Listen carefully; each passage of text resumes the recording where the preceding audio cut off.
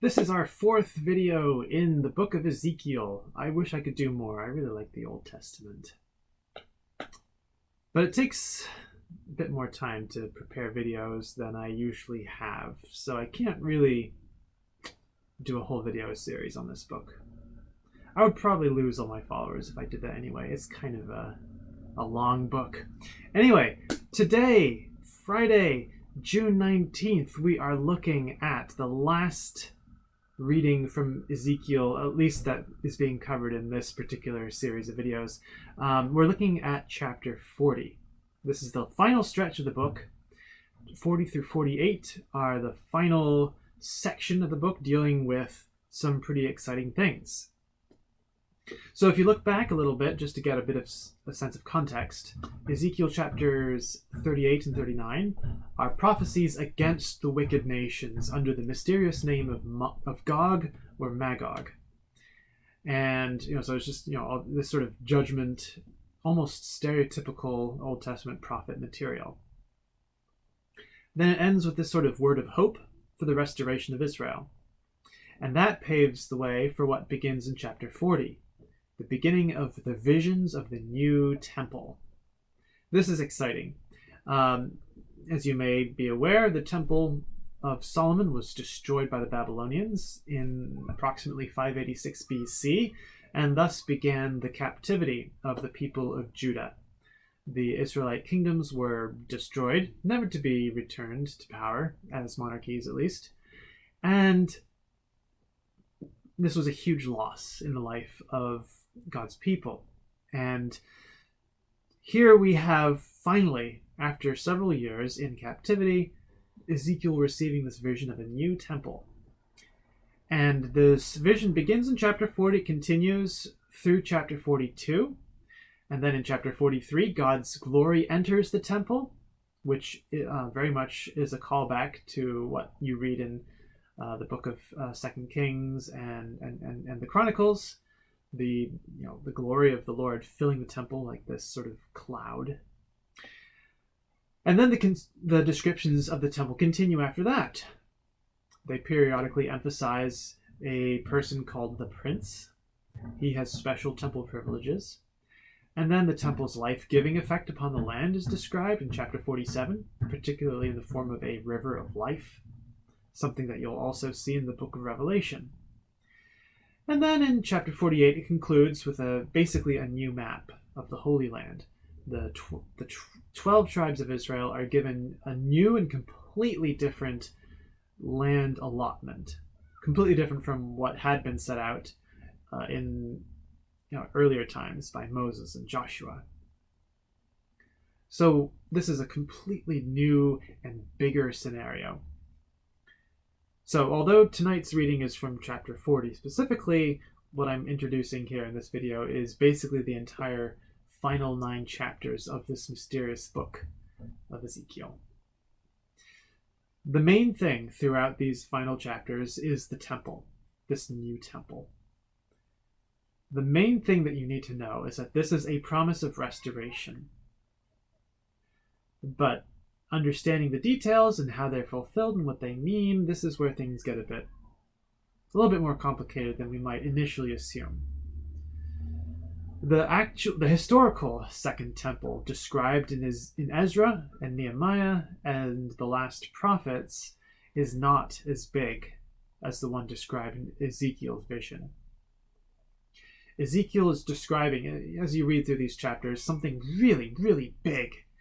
But what you find being built in Ezra and Nehemiah is not quite that. It's still a large temple. It's pretty fantastic, but it's not as big as what Ezekiel has foreseen. So that second temple, which abides all the way into the time of Christ, although it undergoes a few setbacks and restorations along the way, that is only a partial fulfillment of this prophecy from Ezekiel. As you go through into the New Testament, you get to Jesus. He refers to himself, his body, as the temple. Destroy this temple, and in 3 days I'll raise it up. Talking about his body and his resurrection. Again, this is another partial fulfillment of Ezekiel's prophecy. When you get into chapters 44 and 46 of Ezekiel, you get to the character of the prince. As I briefly mentioned before, he has special privileges. He can enter a certain gate in the temple. He has his own land in the land allotment at the end of the book. This prince is a picture of Jesus. We know Jesus as the Prince of Peace and the ruler of the world, the Lord, Christ. And so he is the best and clearest fulfillment of this princely character. Similar to that, we get the East Gate that is described in the course of these chapters. Only the glory of the Lord God enters through the East Gate to enter the temple. And only the prince, on special occasions, may enter through the East Gate to approach the temple. So traditionally, the East Gate has been identified as Mary, the mother of Jesus, the mother of God. God's unique entrance into the world in the person of Jesus Christ, through the womb of Mary. Just different aspects of this. So the East Gate is, just part of the temple. So what is this temple in its fullest fulfillment? It's the church. The church is the truest fulfillment of Ezekiel's temple vision.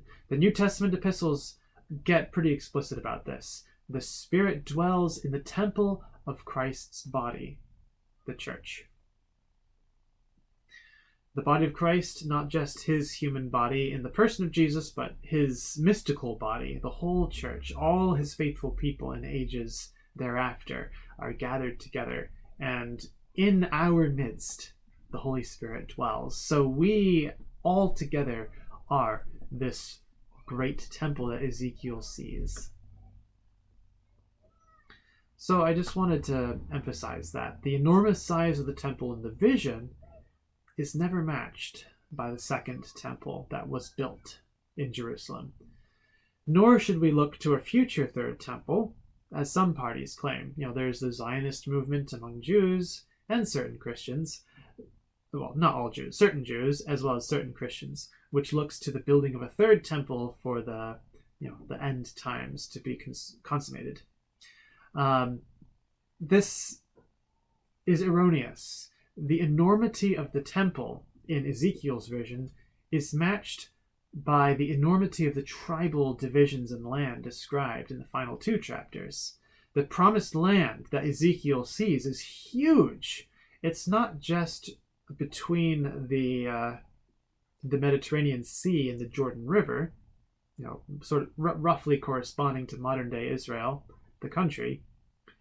Ezekiel sees a land occupied by God's people from the Mediterranean Sea to the Euphrates River, which is a heck of a lot bigger than what you find anywhere in the Old Testament before Ezekiel, and considerably larger than the modern nation state of Israel right now.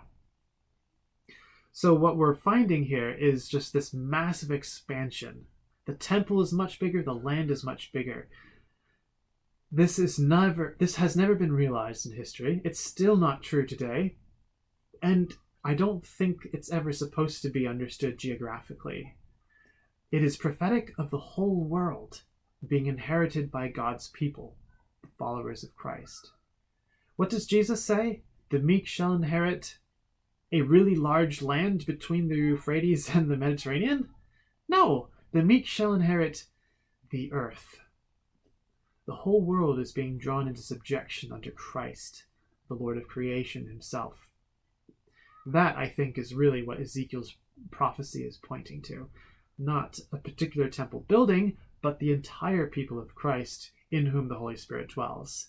Not a particular geographic region, but indeed the entire world, which will be made new under King Jesus. So as you said about reading Ezekiel chapter 40 through the end, have the entirety of the gospel in mind, not just a small segment of history. Ezekiel has these marvelous visions of a future of great prosperity and spiritual triumph and new life being given to the entire world. We cannot reduce that to some measly building or particular geographic region. This is a picture of the triumph of God at last bringing life and peace to his whole creation. So enjoy the ministry of the church. Enjoy the gospel of Jesus Christ being foretold here in the end of the book of Ezekiel.